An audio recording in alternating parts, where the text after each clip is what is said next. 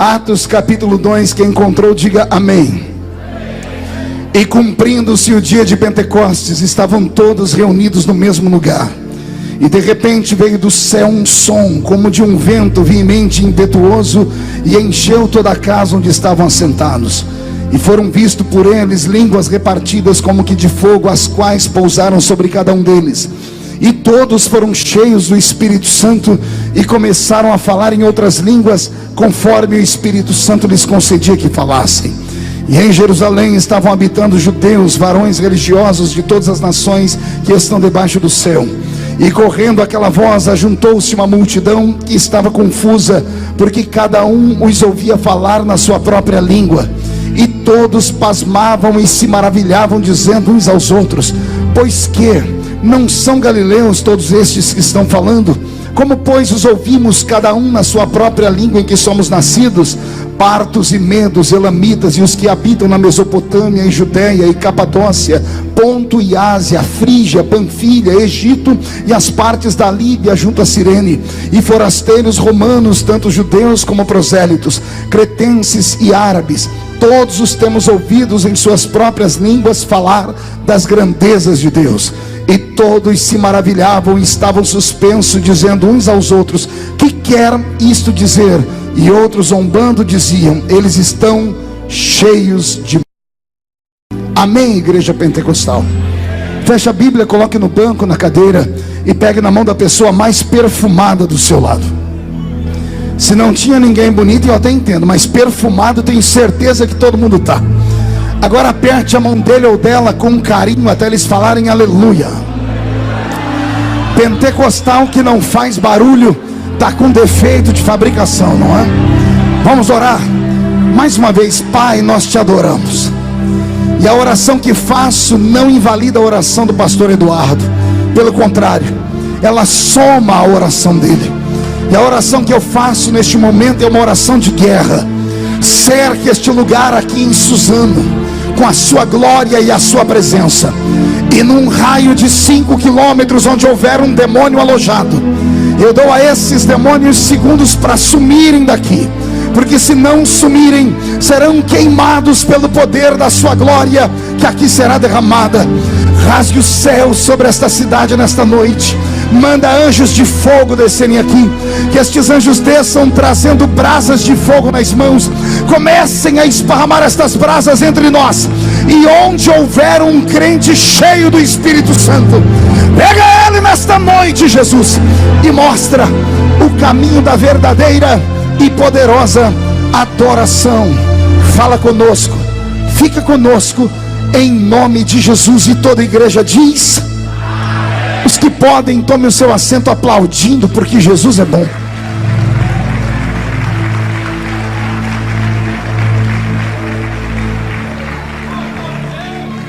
Glória a Deus. Querida igreja, noiva do Cordeiro, simpatizantes da nossa fé, amigos que vieram de perto e de longe, eu tenho nesta noite uma mensagem muito linda, que se o Espírito Santo me der inspiração e Deus me der graça, ao término desta mensagem você vai sair daqui dizendo: valeu a pena. Em plena segunda-feira brava, deixar os afazeres em casa e vir a um culto como esse, para sentir a graça e a glória do Deus de Israel. Eu estou bastante cansado. Estava ouvindo aqui o pastor Moura falar que ele está aqui desde sexta-feira. Eu já perdi as contas desde que dia eu estou na estrada, falando às vezes 2, 3, 4 vezes por dia. Eu sei que de sexta-feira para domingo eu fiquei sem dormir 48 horas, porque eu não estou pregando apenas em São Paulo, estou viajando o Brasil para ajudar alguns amigos, para fortalecermos o nosso sonho, porque em breve viveremos nesse país o governo do justo. Vai se cumprir no nosso país Provérbios 29:2: quando o justo governa, o povo se alegra. E antes de começar a pregar, quero mandar um abraço ao pastor Cizino, ao pastor Reuel, aos seus representantes, que mandem o meu abraço a ele, nosso pai que intercede por nós todas as madrugadas. As pessoas pensam que, por eu estar lá tanto tempo, que eu tenho muita intimidade com o pastor Cizino, ou que eu fico no pé dele todo dia. Eu sei que o pastor Cizino tem 1 milhão de compromissos, e eu vejo uma, às vezes 2 vezes por ano. Não ligo para ele, porque eu sei que ele tem 1 milhão de filhos para atender, mas eu sei que ele me sustenta em oração. Eu sinto a intercessão dele por nós. Por isso peço à igreja que ore sempre pelo patriarca das missões e pelo seu filho e por toda a equipe dos Gideões Missionários. Amém, igreja? Agora murcha a barriga, estufa o peito, levante um dedo de profeta para cima, aponte no nariz dessa criatura cheia do Espírito Santo do seu lado e diga para ela: vou profetizar. Nós faremos uma viagem nesta noite, uma viagem só de ida para dentro do coração de Deus. Então quem não quiser fazer a viagem, ainda dá tempo de ir para casa assistir o rebu, porque se ficar comigo aqui, você vai ver o rebuliço que Jesus vai fazer no nosso meio. Mais um grito de glória a Deus, por favor. Perfeito. Roberto, mude a música para mim. Eu prego o evangelho de meu Salvador Jesus Cristo desde criança. Eu tinha 13 anos quando agarrei um microfone como esse para pregar pela primeira vez.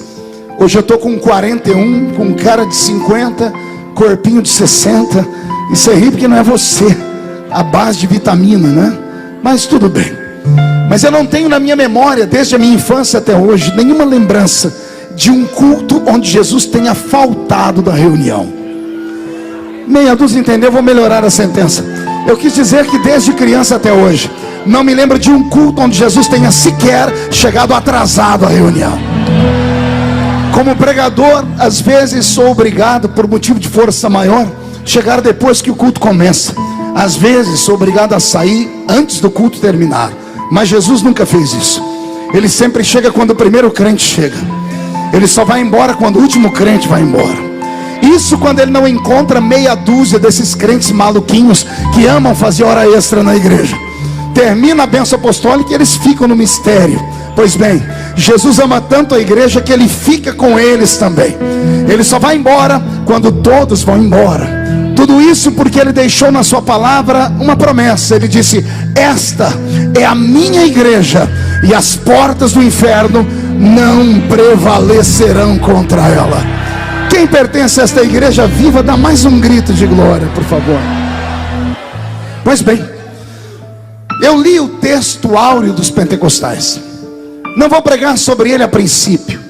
Eu usei apenas esse texto para despertar a memória dos crentes que, embora vivamos num tempo terrível, no mundo perdido, embora vivamos num tempo capitalista, onde os homens acreditam só em mamon, porque o Deus desse tempo é o dinheiro, embora até mesmo as igrejas tenham aderido a esta onda da prosperidade, e parece que olham para Jesus e enxergam ele apenas como um banqueiro, como aquele que pode curar todas as crises financeiras que temos, eu acredito que ainda exista no nosso meio um remanescente de homens e mulheres que, quando atravessam as ruas, as vilas e as cidades e vêm para um evento como esse, vêm em busca daquilo que o dinheiro não pode comprar, vêm em busca daquilo que a matéria não pode influenciar, vêm em busca de um poder metafísico, invisível, sobrenatural, que ainda rege a vida daqueles que são carismáticos e pentecostais.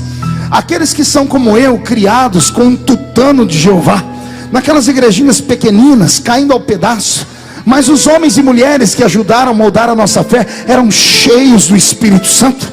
A maioria deles analfa de pai, e o que sobrava era beta de mãe. Quase todos eles só com 2 dentes na boca, era o zagueiro e o atacante. Mas quando eles dobravam os joelhos no chão, até Deus ficava de pé lá em cima do trono para responder às nossas orações. Homens e mulheres que tiveram a mesma base espiritual que eu tive, não se entregam. Quando entram numa reunião como essa, ficam aflitos quando vêm os crentes que estão na igreja, mas pensam que estão em outro lugar, porque não param de conversar, não param de bater papo, não param de mandar mensagem de celular. Tem alguns que até dentro da igreja não largam a desgraça do Facebook. Alguns entram aqui dentro, como eu estou vendo lá atrás, nem vou olhar para não deletar onde estão, meninas lixando as unhas, casaizinhos fazendo carinho no outro, dando até beijinho no rosto. Esta geração é diferente da minha. Na minha geração, quando entrávamos num lugar como esse, nós guardávamos os nossos pés, porque tínhamos certeza de que esse lugar era um lugar santo. Oxalá que nesta noite você se desligue da terra e encha a sua botija de azeite. Nesta noite eu vim pregar para aqueles que ainda acreditam que mesmo Deus sendo invisível, Ele é real e Ele está entre nós. Eu li o texto sobre a descida do Espírito Santo porque é sobre esta personagem que eu quero pregar. Quero falar sobre a terceira pessoa da Trindade. E já começo a explicar que mesmo estando Ele na terceira pessoa da Trindade, isso não diminui em nada. Ele não é menor do que o Pai, tampouco é maior do que o Filho. O Espírito Santo é Deus na sua totalidade, e Ele está entre nós esta noite. Você pode nem acreditar, pode nem ter percebido, mas quando você entrou aqui, Ele estava lá na porta onde você estava. E quando você passou por Ele, Ele ficou ansioso. Eu imagino a figura, Ele olhando para você com aqueles olhos de paixão e amor, Ele apertando as mãos ansioso e dizendo para si mesmo: quem sabe é hoje, quem sabe ela hoje se lembra que eu existo. Quem sabe ele hoje se lembra que sou eu o galardoador, que sou eu que tenho os dons, que sou eu que posso transformá-los em pastores, pregadores, evangelistas, presbíteros, missionários, profetas, cantores, ungidos. O Espírito do Senhor está mais ansioso por este culto do que eu e você acredite nisso. Pois bem, este ser tão poderoso que chegou a esta terra 2000 anos atrás de mala e cuia, porque antes de vir de Malicuia, ele já fazia algumas viagens por esta terra. Ele entrou nesse nosso mundo para mudar a história da raça humana. E eu queria nesta noite pregar exatamente sobre isso. Quero falar sobre o mover do Espírito Santo na história. Não na história odierna, não na história futura, não na história dos apóstolos, mas desde que o mundo é mundo. Por isso eu te peço paciência, porque vamos dar um passeio pela Bíblia Sagrada toda. Toda a história do Espírito Santo começa no livro do Gênesis, logo no primeiro capítulo e no primeiro versículo. Lá está escrito assim, que no princípio criou Deus os céus e a terra. E o verso 2 ele é mais abrangente, diz que a terra era sem forma e vazia, mas o Espírito de Deus pairava sobre a face das águas. A palavra pairava não tem nada a ver com parava. A palavra pairada não tem conotação de sentido de estática. A palavra pairava significa movia-se. No original em que foi escrito a Bíblia, a palavra pairava tem uma outra conotação de guarda. É como se ele estivesse em uma prisão e como um carcereiro observasse e protegesse todos os flancos da terra. Mais ainda, a Bíblia diz que ele se movia sobre a face das águas. E isso aqui já começa a arrepiar o meu corpo, porque eu começo a entender de que desde a primeira vez que ele se manifesta nesse mundo, ele já mostra qual é uma das suas maiores características. O Espírito Santo não é um espírito parado, não é um espírito mumificado, não é um espírito estatizado, não é um espírito acimentado no chão, nem envidraçado em uma parede. Ele é um espírito de movimento. Ele é um espírito que onde chega, o que está morto ressuscita, o que está parado recebe uma injeção de ânimo, o que está caído é colocado de pé. Nesta noite o Espírito do Senhor quer voltar para a sua vida, para a sua casa, para a sua família e para o seu ministério, para tirar você deste mundo estático e colocar vida dentro da sua vida. O Espírito Santo, se não quisesse mais operar entre nós, não traria sobre nós esta grande emoção que estamos sentindo. Ora, houve um tempo em que ele operava em uma outra igreja, mas a igreja onde ele operava acharam por bem amarrá-lo, amordaçá-lo e transformaram seus cultos em meros rituais. E os rituais foram tão agressivos que transformaram seus rituais em lugares silenciosos. Eu não preciso citar o nome, você sabe que parte do cristianismo que eu estou falando, que quando você entra nessas igrejas, você encontra pendurado pela parede o sinônimo da morte. Lá está o nosso Salvador pendurado em uma cruz ainda. E em um lugar como esse não dá para o Espírito Santo se mover. As pessoas entram caladas e saem de lá mudas, diferente de um ambiente como o nosso. Entre em nossas igrejas, olhe nas nossas paredes e você não encontrará ele aprisionado em uma cruz. Sabemos que ele foi crucificado, sabemos que ele morreu, mas sabemos que ele ressuscitou ao terceiro dia e está entre nós esta noite. O Espírito do Senhor Jeová é um espírito de movimento. Todavia, logo que Deus criou a raça humana, a primeira coisa que Deus fez com o homem, depois de fazê-lo da terra, foi criá-lo a partir de um projeto invisível. O homem é o único ser do universo que, além de ter sido feito, também foi criado. Isso está em Gênesis capítulo 1, verso 26 e 27. No verso 26, o verbo usado para a confecção do homem é o verbo fazer. Disse Deus: façamos o homem. Mas no verso 27, o verbo muda. Está escrito: e criou Deus o homem. Então o homem é o único ser do universo, Marquinho, que Deus fez de duas formas. Deus fez os anjos lá em cima do céu apenas em um momento.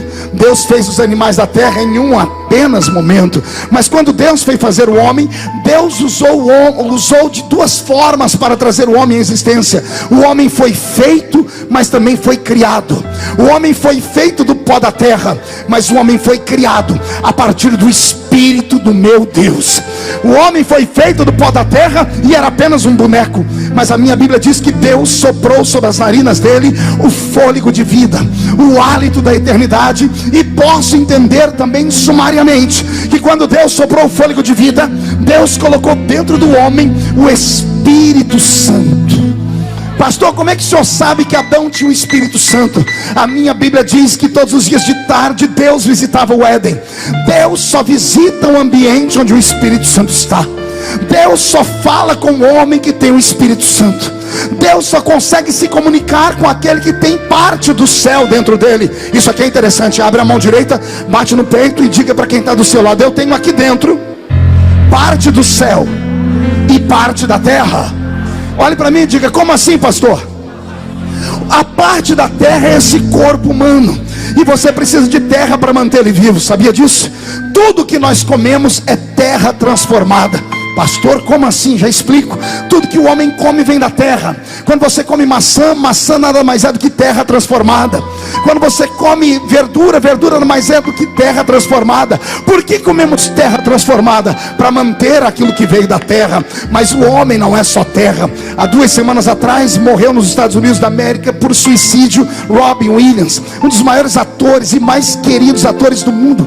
Fez ele um filme chamado Patch Adams. Você deveria ir até a locadora e locar para sua família toda assistir. É um filme envolvente que dá sobre nós a experiência da vida. Pois bem, o homem era rico, bonito, famoso e acabou tirando a vida dele. E alguém pode dizer: nossa, mas ele não tinha doença nenhuma, pelo menos não doença incurável. Ele era um homem rico, tinha tudo. Por que é que ele se matou? Aparentemente falando, ele tinha tudo. Aliás, ele tinha tudo aquilo que a terra dá ao homem. Ele tinha robustez física, beleza e fama, tudo produto da terra. Mas ele não era só terra. Dentro dele havia um espírito, e esse espírito, para sobreviver, também tem que se alimentar. Se a carne precisa de terra para viver, o espírito precisa de espírito para viver. O homem que não tem espírito para viver, ele se suicida. E isso não é apenas texto bíblico. Um dos maiores pensadores do mundo, chamado Dostoiévski, ele escreveu assim: todo ser humano tem dentro dele um vazio do tamanho de Deus. Ora, o romancista russo descobriu que esse vazio, essa tristeza profunda, essa depressão desgraçada, esses dias que a gente acorda com vontade de se trancar no quarto e não sair mais, as loucuras que de vez em quando nos pegam e queremos sair de casa sem rumo, botar uma malinha nas costas e rasgar o RG e tudo que temos para ninguém nos encontrar mais, tudo isso é um vazio que o ser humano tem dentro da alma dele. E Dostoiévski, que nem crente era, disse: só Deus pode suprir essa lacuna que há dentro do ser humano. Ora, por que é que nós vemos da igreja? Por que é que a gente sai de casa e vem à igreja? Eu não venho à igreja para ver um amigo, embora fique feliz de revê-lo. Eu não venho à igreja só para mostrar os meus dotes de talentos que tenho cantando ou pregando, embora isso seja bom. Não. Quando eu saio da minha casa e eu me dirijo a uma casa de oração como essa, é como se eu fosse um soldado vindo de uma batalha, cheio de cicatrizes e sem munição alguma. Quando eu entro dentro da casa do Senhor, eu começo a receber armamento pesado. O Senhor troca a minha armadura, põe sapatos de fogo nos meus pés, uma espada desembainhada na minha mão. E eu que entrei aqui caidinho, até querendo me matar, saio do culto querendo encontrar o diabo para agarrar ele pelo chifre, esfregar a cara dele no chão e chutar ele para o inferno, porque aqui dentro eu recebo alimento para o meu espírito. E eu tenho dificuldades em entender como é que alguém consegue sair de casa, deixar a televisão, conforto, e entrar numa reunião como essa, e ficar como eu estou olhando aqui, pessoas com a mão no queixo, roendo a unha, mascando essa desgraça desse chiclete, olhando para mim com essa cara feia, parecendo que foi batizada num pote de vinagre, segura aí, com um olho seco, parecendo olho de sapo que morreu no dia de enchente, segura aí, com essa boca travada, essa boca de aço, essa língua de pedra,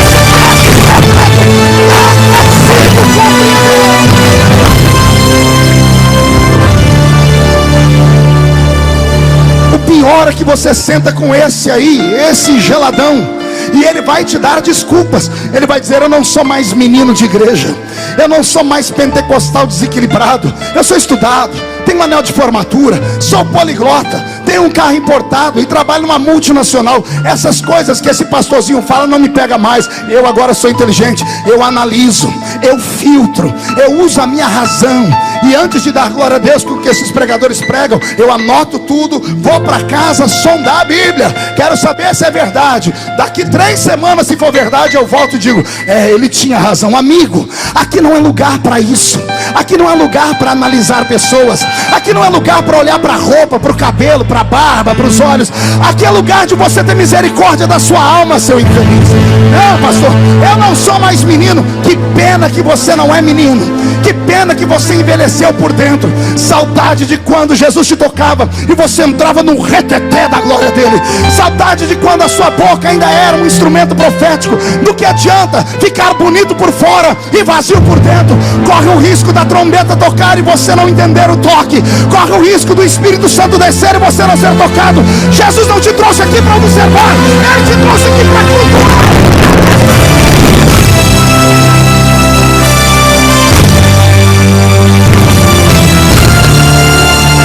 Não, pastor, pega leve, eu amadureci. Essa é a mais forte. Amadureceu? Será que você amadureceu mesmo? Eu até acredito. Mas uma fruta que amadurece demais, ela corre o risco de apodrecer. Você não amadureceu. Deixa eu te dizer o que é. O problema é que você enferrujou. O problema é que a tribulação da vida roubou a sua paz e a sua experiência. O problema é que você mudou por dentro. Ah, pastor, o senhor também mudou. Mudei por fora e para melhor. E agora até dei um cortadinho no cabelo, agora estou ficando até mais bonitinho. Eu mudei por fora, e por fora você pode mudar quantas vezes for, você não pode mudar por dentro. Os crentes que me ouvem pregar, de olhos abertos, assim: nossa, ele mudou. Mas se fechar o olho, vai lembrar da voz do menino da Vila Tatu, que prega há muitos anos, e eu nunca deixei a minha fé esmorecer. Sabe por quê? Porque eu não abandono o Espírito Santo, eu não deixo ele sair da minha vida. Eu aprendi com Davi. Davi, no pior momento da vida dele, ele olhou para o céu e disse: tira tudo que eu tenho. Pode levar o reino, pode levar a minha saúde, pode roubar a minha fama, mas não retires de mim o teu Santo Espírito. Deixa eu te dar um conselho nesta noite. Faz o Espírito Santo ficar feliz. Daqui a pouco eu volto. Pois bem, logo depois do livro do Gênesis, o homem que tem sobre esta terra, ele tem o poder do Espírito Santo. E o que eu vou ensinar aqui agora é uma revelação profunda. Adão é o primeiro homem criado por Deus, sim ou não? É o primeiro ser inteligente, sim ou não? Não. Os anjos são os primeiros espíritos inteligentes. O homem é criado na sequência. Agora, todo ser inteligente se comunica com ser inteligente. Tem alguns aí que gostam de conversar com animal, né? Mas esses aí tem que internar lá no Hospital Santa Teresa, né? Um dia desse eu estava num culto, chegou um irmão perto de mim com óculos, fundo de garrafa, cara de intelectual. Era um simpósio. E ele falou para mim: pastor, eu queria discutir teologia com o senhor. Eu disse: vamos lá, eu também gosto. E ele falou para mim: o que o senhor acha da teoria dos animais que vão ser arrebatados? Eu disse: eu acredito. Ele falou: ah, então o senhor é dos meus. Eu falei: sim, acredito, eu estou falando com um jumento que vai para o céu.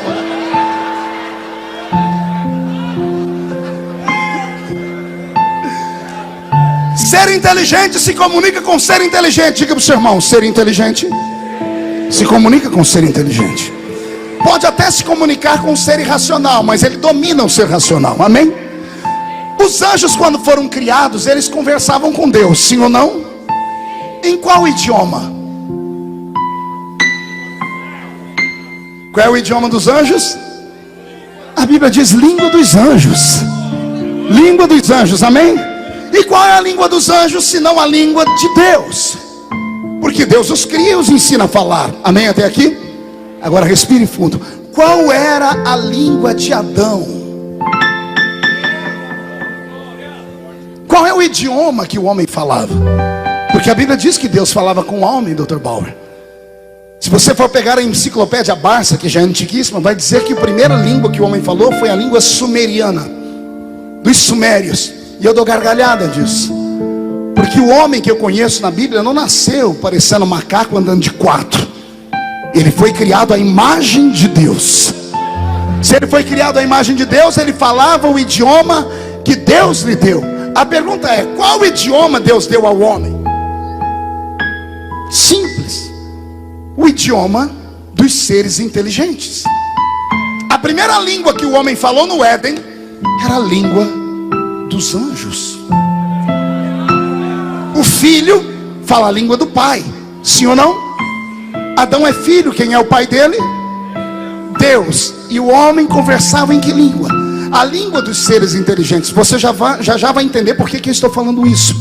Deus falava com o homem no seu idioma, até o dia que o homem pecou. O dia que o homem pecou foi uma tristeza muito grande, e Deus teve que trazer a morte a este planeta, matando um animal para cobrir o seu pecado, a sua nudez. Logo na sequência, o homem recebe de Deus as maldições que ele tem que trabalhar: a mulher sentindo dores ao dar à luz, a serpente perde a articulação nas pernas e nos braços, e o diabo vai para o inferno e de lá para cá nunca mais dormiu. Porque lá no Gênesis mesmo, Deus já decretou a falência dele, dizendo: da semente da mulher nascerá um que esmagará a sua cabeça. Deus conseguiu tentar ainda um relacionamento com o homem, porque Deus apostou que na posteridade do homem haveria homens que fossem seus amigos. E logo nos filhos de Adão nós vemos a falência. Encontramos um Abel puro e santo, mas encontramos também, pastor Gedilson, é esse nome, né? Acertei? Encontramos também um Caim completamente possesso por espíritos estranhos. E é Caim quem assassina o seu irmão Abel. Logo que o homem começa a sentir o gosto do sangue na boca e começa a se transformar numa raça miserável, os descendentes desses empestiam a terra com sentimentos malignos. Nós vamos até o dia em que Deus procura um homem na terra chamado Noé, porque era o único justo que ainda havia. E Deus diz para ele: Noé, o meu espírito não ficará mais com o homem. Talvez tenha sido essa a maior maldição que veio sobre a raça humana. O meu Deus, o Criador dos céus e da terra, que soprou nas narinas do homem o Espírito Santo, chegou no livro do Gênesis com Adão, ou melhor, com Noé, e disse: eu vou arrancar meu espírito do homem, porque o homem não merece ter a presença dele. E Deus cumpre o que fala. Logo depois do dilúvio, nós vemos um homem se levantar na terra, cujo nome era Nimrod. E Nimrod é um homem que a Bíblia diz que ele era um poderoso caçador. Não pense que a Bíblia está elogiando. Quando você procura no original, a palavra poderoso significa terrível, truculento e assassino. A história diz que esse homem matou o pai para dormir com a própria mãe e ter filhos com ela. A raça de homens que desce sobre a terra é uma raça tão violenta e tão maligna que Deus não deixa mais o Espírito Santo na terra. O Espírito Santo é arrancado da terra. Só que ficou aqui aquilo que o homem havia aprendido do Espírito Santo. Pergunte o quê? Só fala se todo mundo perguntar. As línguas. O homem ainda falava um idioma só, que era um idioma não universal. Não, melhor, não o idioma da terra, mas o idioma universal. Pastor Marcinho, é aí que acontece o grande projeto de Deus. A minha Bíblia diz que Deus convoca a sua divindade, Pai, Filho e Espírito Santo, desce no alto da torre de Babel e dá um brado dizendo: eia, desçamos e confundamos a língua dos homens. A palavra confundir significa: tiremos do homem o poder de se comunicar conosco no nosso idioma. É ali na torre de Babel que o homem é desligado do céu por completo. Ele já não tem o Espírito Santo e agora também não tem mais as línguas. É ali que são criadas as línguas da terra. Deus vai para o céu e se tranca lá dentro. A raça humana é abandonada à sua própria sorte. A Bíblia diz que só havia violência, só sabiam casar, dar-se em casamento, matar, assassinar, conquistar, criar cidades. Deus abandonou a raça humana à sua sorte. Mas parece que a Bíblia Sagrada, de fato, diz para nós que Jesus é o Cordeiro que foi morto desde a eternidade. A Bíblia diz que o Cordeiro de Deus já intercedia por nós desde a eternidade passada. Jesus, vendo que a raça humana não tinha mais o privilégio da comunhão com Deus, assentado à direita de Deus, começou a interceder, começou a falar com o Pai: Pai, a raça humana não pode ser medida por um ou por dois. Tem muita gente ruim, mas no meio deles tem que ter alguém que sobrou, tem que ter alguém que a gente possa apostar. E Deus transformou a terra num laboratório. Num quê? E ele começou a procurar no meio deste grande laboratório homens que fossem sensíveis a ele. E Deus encontrou alguns e deu a eles nomenclaturas. E a Bíblia chama esses homens em que Deus apostou a sua graça e deu a eles o Espírito Santo de sacerdotes, reis e profetas. Quais são um trio aqui? Qual é o nome deles? Sacerdotes, reis e profetas. Mais uma vez, 1, 2, 3. Deus transformou a terra num grande laboratório, pegou essas 3 raças de homens, só que ele não enchia esses homens do Espírito Santo. Era como se Deus tivesse no céu um conta-gotas, e ele olhasse para esses homens e disse: eu preciso de um profeta. Quem é que está ali? Ali está Abacuque, eu vou usá-lo agora. Deus pegava o conta-gotas, pingava sobre ele o Espírito Santo, e o homem ficava cheio do Espírito Santo e profetizava. Quando ele terminava de profetizar, Deus ia lá e arrancava o Espírito Santo dele. A minha Bíblia Sagrada diz que no Velho Testamento o Espírito Santo era dado sob medida. Era dado o quê? Diga para o seu irmão: sabe o que significa isso? O profeta não podia profetizar a qualquer hora, o sacerdote não podia atuar a qualquer hora. Eles dependiam da misericórdia de Deus. Quem conhece o Velho Testamento vai passear comigo agora. A Bíblia Sagrada diz que um dia o profeta Ezequiel ficou na beira do rio, olhando para o céu 2 horas com a boca aberta, esperando Deus encher de profecia, e Deus não encheu. A Bíblia diz que um dia o profeta Eliseu queria profetizar, mas não tinha inspiração. Aí ele foi lá no campo de Israel, arrumou um tocador de instrumentos, arrumou um Roberto da vida, um tocador de instrumentos, e disse: toca uma música. E ele começou a tocar. Na medida em que ele começou a tocar, o céu se abriu. Deus debruçou na janela da eternidade para ouvir a música. Eliseu pulou na frente do cantor e disse: Deus, eu quero profetizar. Aí Deus deu a ele a unção da profecia.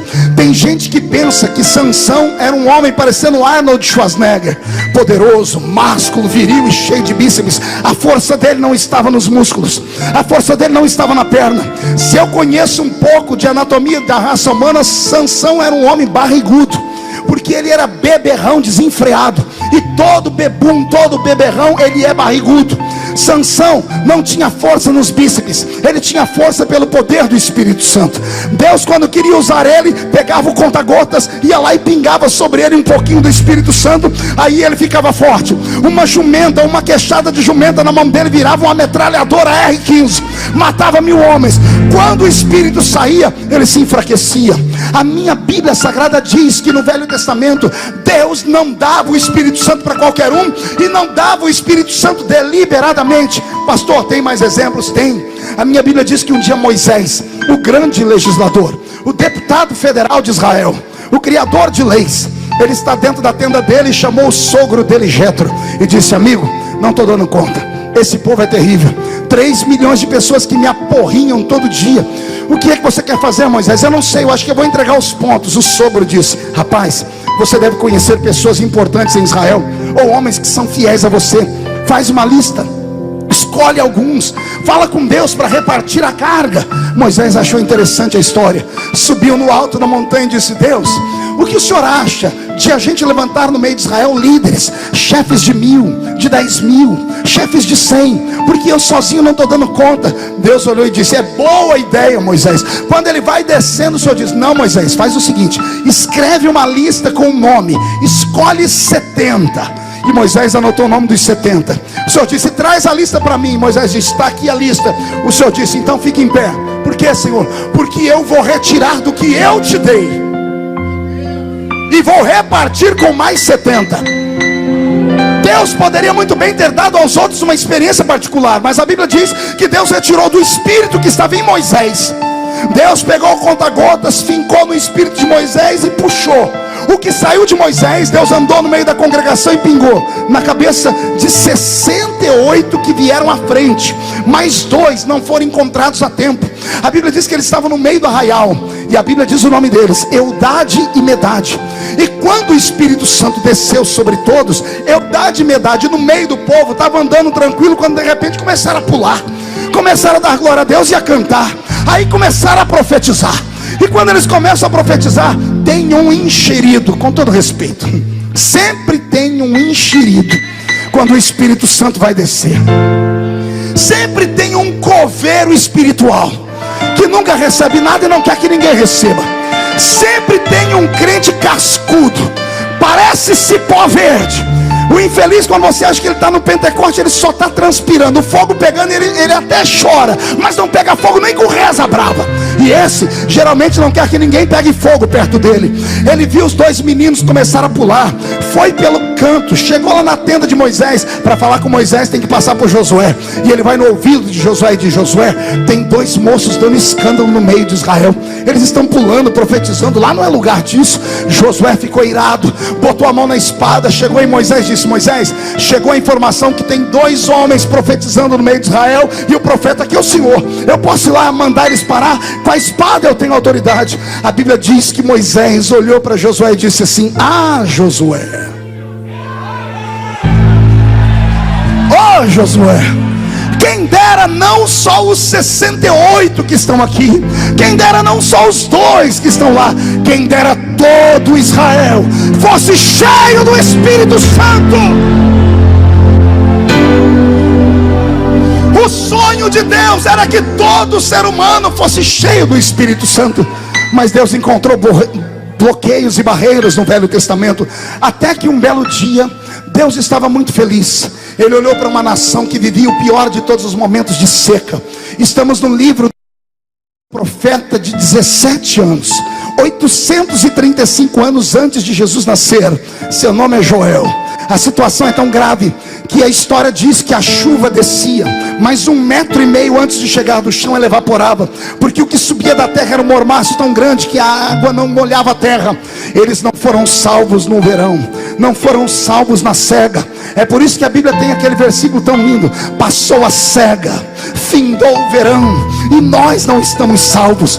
Porque a cega, quando Israel colhia os frutos que vinham da seara, e a outra parte, o verão, era quando Israel colhia os frutos das árvores, as tâmaras e as maçãs. Quando a colheita de cereais não vingava, Israel esperava o milagre vir dos frutos, e aí eles trocavam com outras nações. Mas no tempo de Joel, a Bíblia diz que Deus pesou a mão. Não houve colheita nem na cega, não houve colheita nem no verão. Quem já leu o livro do profeta Joel chorou, porque a Bíblia diz que até os animais baliam olhando para o céu, implorando por misericórdia. A Bíblia diz que as mulheres que tinham bebês desmamados levavam eles para a rua, e o choro da criança subiu ao céu em forma de clamor. Quando todo Israel foi para o meio da rua, e os velhos rasgavam as vestes dizendo: perdoa o nosso pecado, adoramos Baal, Astarote, Azera, Marduk, mas tu és o único Deus. Quando Israel clamou, Deus foi lá na casa do menino de 17 anos, colocou na boca dele uma trombeta, que eu chamo de trombeta do avivamento, e ele foi para o meio da praça e disse assim: assim diz o Senhor, Israel, há de ser que nos últimos dias derramarei do meu espírito sobre toda a carne. Vossos filhos e vossas filhas terão visões, vossos velhos sonharão sonhos, e naqueles dias derramarei do meu espírito sobre os servos e sobre as servas. Toda a carne verá a minha glória. Quando o profeta Joel profetizou isso, eu imagino que ele mesmo colocou a mão na boca e disse: o que eu estou falando? Como pode toda a carne receber o Espírito Santo, se Deus só derrama o Espírito Santo sobre sacerdotes, reis e profetas? Israel e toda a nação esperou que Deus derramasse o Espírito Santo nos seus dias, mas atravessamos a Bíblia Sagrada e vemos que os homens que recebiam o Espírito Santo parece que não davam valor a ele. A Bíblia diz que Davi, o homem segundo o coração de Deus, dormiu com uma mulher que não era dele e mandou matar o marido dela. O homem mais sábio da Bíblia, Salomão, morreu em loucura por causa do amor das suas 1000 mulheres. A minha Bíblia Sagrada diz que até Moisés, o grande pastor de Israel, ao invés de começar o seu ministério dando vida, começa matando um homem, enterrando na areia. A Bíblia Sagrada nos mostra que todos os homens com quem Deus tentou manter relacionamento de amizade fracassaram. Era a forma do diabo andar nessa terra e gritar para o céu dizendo: todos os homens que levantarem aqui, eu derrubo e assassino. Dito e feito. Chegou um dia que a paciência de Deus se esgotou. Estamos no livro do profeta Malaquias. Por que é que você acha que ele e o seu contemporâneo Zacarias têm profecias tão violentas? Uma delas é de morte e destruição do mundo, onde eles dizem assim: o sol ficará tão quente que a terra vai ferver, os olhos dos homens apodrecerão em torno da sua própria órbita. Mas quando eles estão profetizando maldição, Deus enxerga o futuro e inspira um deles a olhar para o céu e a gritar assim: todavia, para aqueles que temem ao Senhor, nascerá o sol da justiça. Terminamos o Velho Testamento. Em Malaquias Deus se cala e Deus desmonta o cenário da sua glória. Pergunte como? Deus tira da terra tudo aquilo que era celeste. A Shekinah desaparece. Os anjos não descem à terra. Os homens não recebem mais inspiração para profetizar. Deus não aparece mais na terra em forma do anjo do Senhor. Os homens ficam abandonados.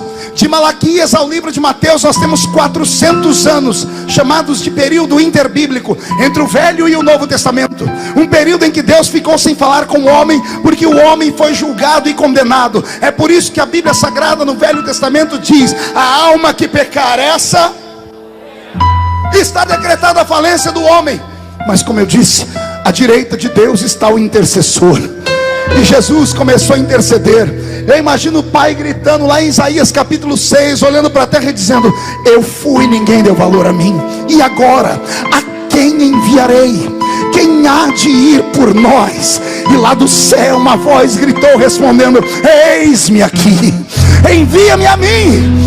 É a maneira de Jesus falar: pai, eu vou lá desbravar os corações, eu vou descer naquela terra e vou encontrar um grupo de homens que merecem a presença do Espírito Santo. E a minha Bíblia diz que começa um novo tempo na terra.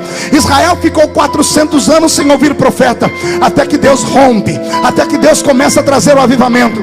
E o avivamento não começa com palavra doce, o avivamento não começa com profeta meia boca, o avivamento começa com um profeta macho. O profeta entra em Israel com o cabelo desse tamanho, a barba desse tamanho, uma roupa de pelo do camelo, magricele com a vareta, carne queimada pelo sol, comendo somente gafanhoto e mel silvestre. E ele abre as portas de Jerusalém gritando: arrependei-vos, porque é chegado o reino de Deus na terra. Olharam para ele e perguntaram: tu és o Messias? Ele diz: não, eu sou a voz do que clama no deserto. 400 anos de terra seca, 400 anos sem poder, sem unção, sem Espírito Santo, sem anjos. Aí vem esse homem, na força de uma leoa parida, entra em Israel e dá de dedo no nariz do rei Herodes, aponta para Herodes e diz: essa mulher que está contigo não é sua mulher, é sua amante. E ele começa a revirar Israel e botar Israel de cabeça para baixo, até que expulsam ele de Jerusalém. Mas não tem problema, o profeta sabe qual é o destino dele. Podem calar um profeta, mas não podem calar suas profecias. Já estava decretado, o Messias ia chegar na terra. E um belo dia, esse João está na beira do rio Jordão batizando os homens e mulheres, quando de repente desce pela encosta da montanha um homem diferente. E ele, que chamava todo mundo de raça de víbora, nesse dia não chama de víbora. Ele aponta a mão e diz: eis aí o Cordeiro de Deus que tira o pecado do mundo. E o Cordeiro desce, mas não desce às águas, não antes que João saia das águas e vá ao seu encontro. João vai no ouvido dele e diz: eu preciso ser batizado por tu, e vem tu a mim. E ele diz a ele: fique tranquilo, para que se cumpra a lei, me batize. João, quando vai batizar Jesus, oh glória, a Bíblia Sagrada diz que quando João deita Jesus nas águas, o céu se abre. um facho de luz desce sobre aquelas águas, e desce sobre Jesus, aquele que havia saído da terra no livro do Gênesis, aquele que Deus apenas pingava sobre a cabeça dos homens. Diz a Bíblia que o Espírito Santo desceu sobre Jesus em forma corpórea de uma pomba, e quando isso aconteceu foi tão tremendo que Deus abriu a boca no céu e gritou: eis aí o meu filho amado, em quem me comprazo. Mas o mais lindo é que quando João estava indo para cima de Jesus, a multidão começou a perguntar: quem é esse? Que até João vai atrás dele para ouvir. João escutou, foi subindo as águas do Jordão e foi gritando: esse é o homem que eu falei. Eu, na verdade, vos batizo com água para arrependimento, mas não sou digno de desatar as alparcas dos pés dele.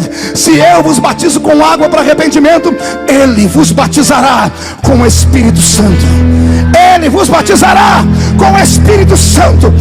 Ele vos batizará com o Espírito Santo e com fogo.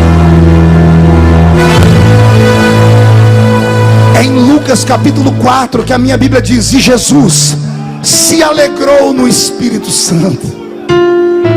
Em João capítulo 20, logo que Jesus ressuscita, que ele para o seu colégio apostólico, olha para os que tinham sobrado, porque um tinha se matado, e faz assim sobre eles: ei, discípulos,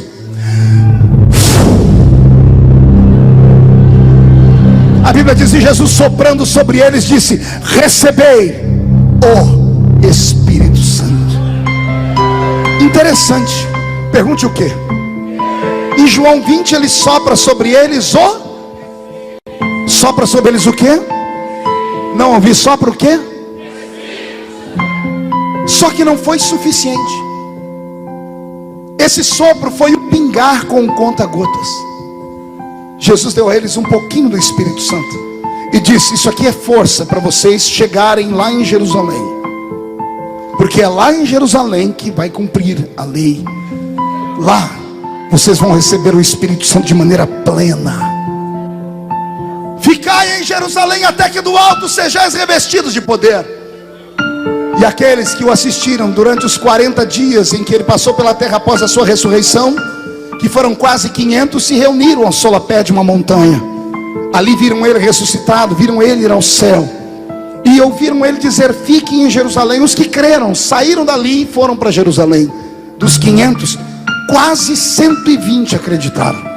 E enquanto esses quase 120 entraram dentro de Jerusalém, eles tiveram uma batalha espiritual de 10 dias. Quantos dias? Diga para o seu irmão: Jesus morreu, ressuscitou na Páscoa, passou 40 dias visitando a terra e foi ao céu. Mas o Espírito Santo só desce no Pentecoste. E o que é o Pentecoste? É a festa dos 50 dias, do descanso da terra. Pentecoste não tem nada a ver com fogo, não tem nada a ver com línguas. Nós pentecostais colocamos esse sinal, mas é apenas uma festa. Foi só com 50 dias que o Espírito Santo desceu. Agora, o que eu acho lindo é imaginar que pela primeira vez na história a terra fica sozinha, sem a presença de um dos 3 personagens da Trindade. O Velho Testamento inteiro, mesmo Deus estando no céu em silêncio, ele observava a terra. De Gênesis a Malaquias, nas primeiras 5 dispensações da inocência, consciência, governo humano, patriarcal e lei, foi Deus quem dominou. Quando Deus subiu, Jesus desceu. E Jesus passou com os homens 33 anos e meio. Quando Jesus subiu, ele disse: eu vou, mas mando outro ficar no meu lugar. Só que o outro não veio instantaneamente. Levou 10 dias para descer. Quantos dias? A pergunta é: por que o diabo não dominou a terra nesses 10 dias? Porque parece que a terra não tem rei. O Velho Testamento Deus estava aqui, Deus subiu, Jesus desceu. O diabo não dominou porque Jesus estava aqui, o príncipe estava aqui. Mas Jesus subiu e o Espírito Santo não desceu. Levou-se 10 dias. E foi aí que o diabo tomou ódio da igreja. Foi aí que o diabo passou a odiar os crentes.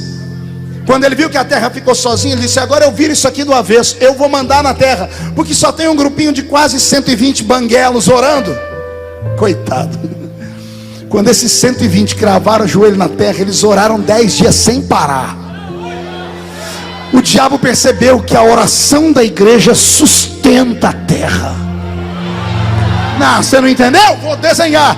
O diabo percebeu que a oração da igreja sustenta a terra. Por isso Jesus disse: as portas do inferno não prevalecem contra você.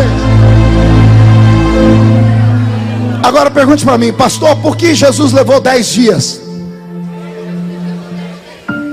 Porque quando ele entrou no céu e deu um abraço no Pai, para convencer o Pai de que o Espírito Santo tinha que vir aqui e morar conosco, não foi nada fácil. Deus deve ter argumentado com o Filho dizendo: eu enviei o Espírito Santo sobre Adão e ele traiu. Mandei sobre os filhos e os filhos traíram. Eu arranquei o Espírito Santo da terra porque ele é sensível, ele é um gentleman, ele é um cavalheiro. Eu enviei o Espírito Santo sobre os homens e os homens traíram ele mesmo assim. Você esteve lá, ficou cheio do Espírito Santo e eles mataram você. A raça humana não merece o Espírito Santo. Se eu conheço a Bíblia, Jesus não sentou no trono durante 10 dias. Durante 10 dias ele chamou o Pai para uma conversa e disse: Pai, calma, não é assim. Olha lá para a terra. E Jesus fez aparecer diante do Pai aquele cenáculo, aquele lugarzinho pequeno com 120 crentes se acotovelando. E Jesus disse: tem gente ruim na terra, mas tem gente que te ama. Não são muitos, mas são meus. Se o Senhor apostar neles, um dia eles vão implantar o reino de Deus na terra. Eu imagino Jesus falando: Pai, tá vendo aquele barbudinho ali? Aquilo ali é Pedro, me deu um trabalho miserável, mas enche ele do Espírito Santo para o Senhor ver o que ele vai fazer. Pai, até Tomé, que duvidou de mim, está ali ajoelhado. E durante 10 dias Jesus ficou diante do trono sem sentar, dizendo: Pai, manda o Espírito Santo. Eu fiz uma promessa, eu disse que eu viria e ele desceria. Durante 10 dias Jesus intercedeu por nós ininterruptamente, todos os segundos pelo relógio da terra. 10 dias diante do Pai dizendo: manda, manda, manda, manda. Quando o Pai parava de olhar para o Filho, olhava para a terra, tinha 120 crentes de joelho dizendo: manda, manda, manda, manda. Quando o Pai parava de olhar para a terra, olhava para o Filho manda, manda, manda, manda. Quando ele olhava para a terra, estava os crentes: manda, manda, manda sobre nós o seu poder, manda, manda, manda sobre nós o seu poder. Foi o primeiro dia, o segundo, o terceiro, o quarto, o quinto. Batei, batei e abríssemos-a. Pedi, pedi e dássemos-a. No 10º dia Deus deu um grito: tá bom, chega! Espírito Santo, querido companheiro, venha cá. E lá vem aquele Espírito lindo. Roberto, me dê o seu melhor. Eu me emociono quando falo dele. Ele é invisível, mas é real. Você nunca verá o Espírito Santo com uma espada na mão. Você nunca verá ele com pedras ou com poder de acusar alguém. A Bíblia diz que ele tem um poder diferente. Ele intercede por nós com gemidos inexprimíveis. Pense num ser todo poderoso, gentil, meigo. Ele é tão meigo que o símbolo dele é uma pombinha. A pombinha é a única das aves que não desce em cima de carne podre, em coisa fedida. A pombinha é a única das aves que não tem fel no seu estômago. Uma vez pediram para mim: pastor, dê um exemplo do que é o Espírito Santo no culto. Eu disse: o Espírito Santo é como um beija-flor. Você já viu um beija-flor? Tem um pássaro mais lindo? Tem um pássaro que exibe tanta beleza, tanta graciosidade, a gente para ver. Mas pense num pássaro sensível. Pense num pássaro que um vento pode derrubá-lo. Pense num pássaro que só vai em flor aberta, e só vai em flor que tenha mel dentro dela, pólen. Assim é o Espírito Santo. E ele está aqui nessa noite, procurando nesse jardim do meu Deus uma flor aberta. Está procurando uma flor que tenha mel dentro dela. Ele está esperando que você derrame as suas lágrimas últimas. Ele está dizendo que ele entende o seu choro, o seu grito, e ele está aqui para te ajudar. Você pode até ter entrado sozinho, mas vai sair escoltado. Ele me manda te dizer que hoje ele vai te encher tanto, mas tanto, que você vai transpirar azeite depois desse culto. E se tem alguém que acredita que ele está aqui, não dá um grito agora não, dá um berro de glória a Deus em Suzano.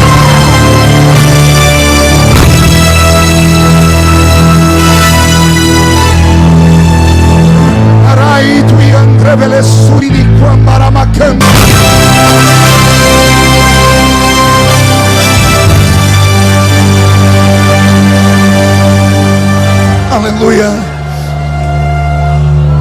Ele é tão sensível, ele é tão querido, que Deus protegeu ele 10 dias para ele não descer aqui.